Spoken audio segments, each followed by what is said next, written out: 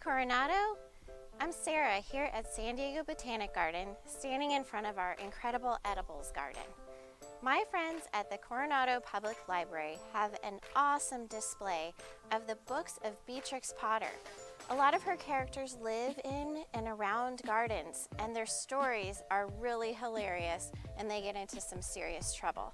So they thought it would be a great idea for you to come see me at the garden and for me to give you a tour of what we have growing in our garden right now. Also, I'm going to give you some tips on how to start your very own vegetable and fruit garden. So come on, join me.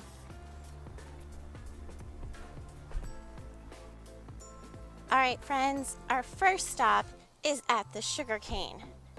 Can you guess what we make out of sugarcane? Look at big, long stalks. I don't know, it looks to me like it would taste like grass. But no, actually, we get sugar out of this. It takes a little bit of a process of getting out the juices and letting them crystallize and make sugars, but eventually we get the sugar that we add to our food. Pretty cool. Now here in our incredible edibles garden, we have a lot of different plants with different parts that we can eat. Can you see any parts that are going to be ready soon? Oh, I see one. Do you know what this is? This is going to be a blueberry. This is one of my favorite fruits. And oh, I can't wait to pick these. Look at, there's so many blueberries that are going to be ready. And look at, it's growing in a pot. You can grow one of these even if you only have a little bit of space. All right, here's my next plant. Does anyone know what this is? That's right, it's a strawberry patch. Now I don't see any strawberries coming up quite yet, but what I do see are some flowers. And the bees have been really busy in this garden, so I imagine we're going to have some really yummy strawberries here in about a month. Now how about this big plant right here? Looks kind of spiky. What do we think this is? This is an artichoke. It doesn't have any of the part that we eat on it yet, but it's going to shoot out a really long stem. Here's an old one. And then it's going to want to bloom a flower. And the part that we eat of the artichoke is the unbloomed flower before it gets to bloom. Maybe I can show you a picture of what the flower looks like. It looks really cool.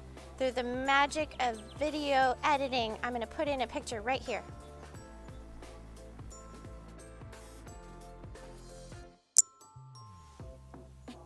All right, friends, I'm down low in the garden bed for this one. Do you know what this is? I'll give you a hint. Sometimes we put peanut butter on it. It's celery. Good job. So the part of the plant that we eat of the celery are the stalks. And another word for that is the stem.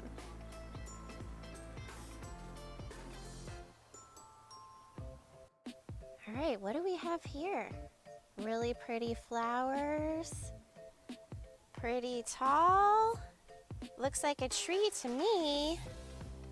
Doesn't have any on it yet, but I see some little ones right there. This is going to be an apple right there.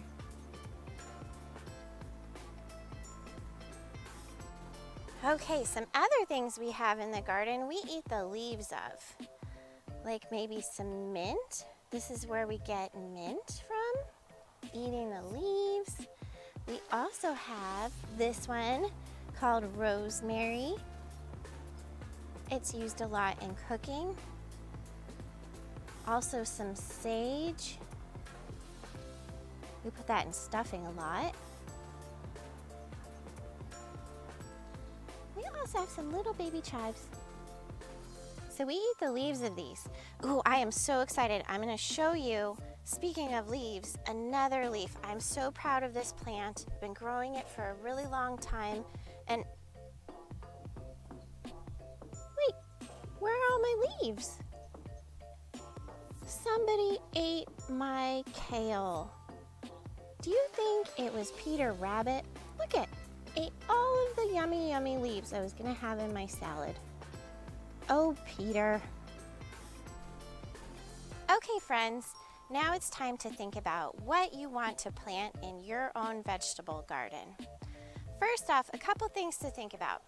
Now, what do you actually like to eat?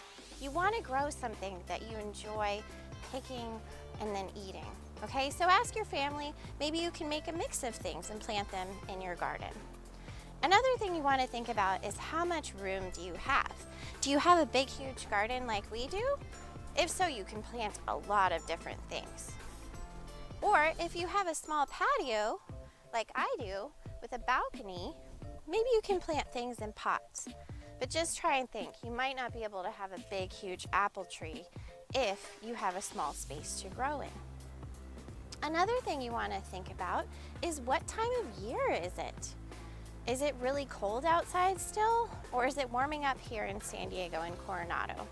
So what our friends, the master gardeners, have done, and farmers have always done, is create a calendar like this.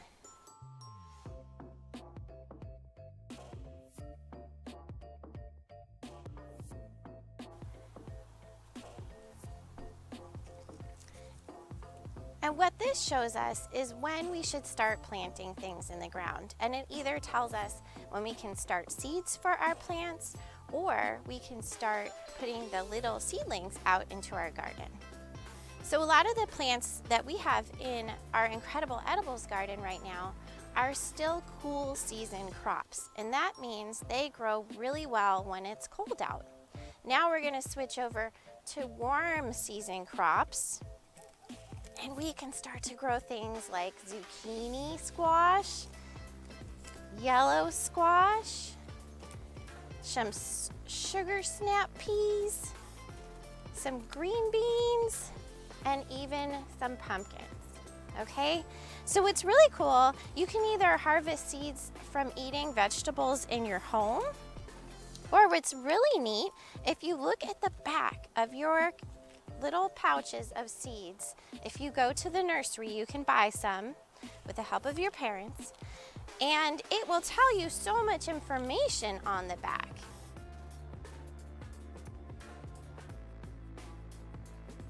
It can tell you when to plant them, how long it's going to take for them to sprout out. Another word for that is germination. How many days you have to wait. Oh, that's another thing to think about. How patient are you? Are you willing to wait 2 months, 60 whole days for a pea? We'll see. But thinking about this right here, it takes about 6 years to get an apple off of an apple tree. So it's probably a lot better if you go to something that takes only a couple months. It tells you also how far to plant them in the ground, how far apart to plant them, and just it gives a really cool map and says when to plant them. And so I've picked some things that are really good for planting right now, especially if we live on the coast. Now, some materials you will need to plant. Some of you might like gloves if you don't want to get your hands dirty. But personally, I like the feeling of dirt on my hands. You might also need a shovel, and then you're gonna need a container. Now you can buy really fancy plastic containers at the nursery, but what I like to do, especially if I'm starting seeds inside, is to find something cool and reuse it. So you can reuse a can like this. Maybe you had some soup, and maybe you had some takeout, so you can reuse the container. And then maybe you had some eggs. believe it or not, you can use this to grow seeds. So for these 2 containers, ask your parents to poke some holes in the bottom very carefully. That's going to let the water drain out a little bit. So what we can do is go ahead. I'm going to move my paper so I don't get my paper wet. We're going to add soil or dirt to the top of our container. Okay. There you go, I added a bit. This one's fun. It's fun to get messy.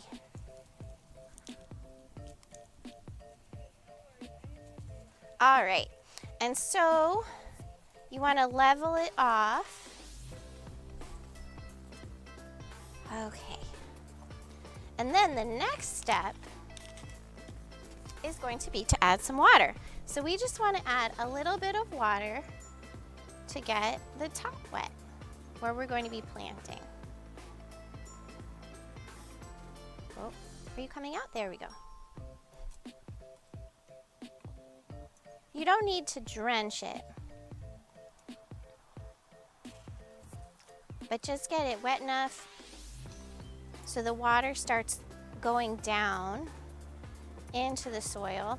And then I'm going to repeat it again because I didn't get very much water in there and I needed it to sink down a little bit. Okay, repeat.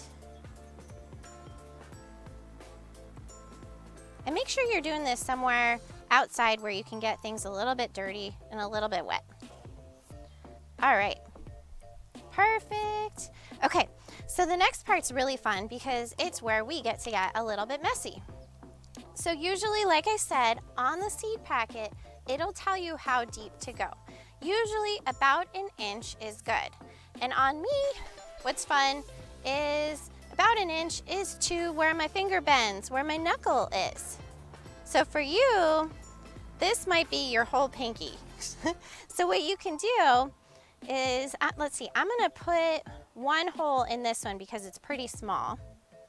And I can see if I got the water down there. Oh, good. It comes off on my finger, so that means I put water in there. In this bigger one, I'm going to put 3 seeds. Okay. And then sprinkle your seeds in the hole. There we go. Okay, and I'll leave the extra. And one tip is to move your seeds away from where you're planting and where you're getting things wet, because as soon as you get them wet, they're going to want to grow.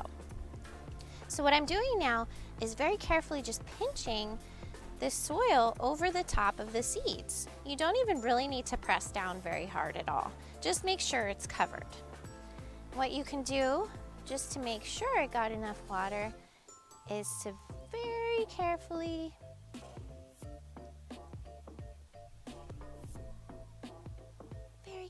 give it a little bit of a sprinkle, just a little bit.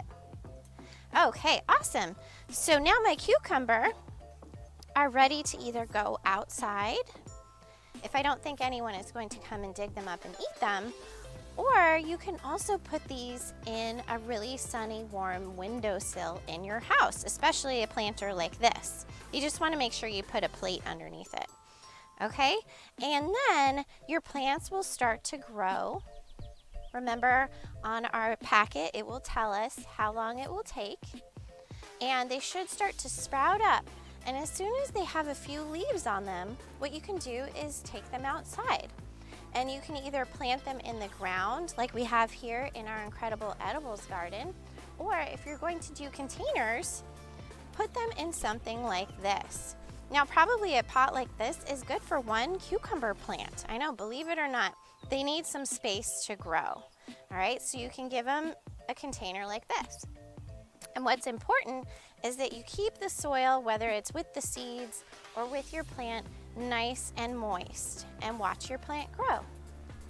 All right, so that's just a little bit of how to start a garden. There's so much more. You can take a look at books, or you can come visit us here at the garden to check out how to grow more plants. Thanks for having me.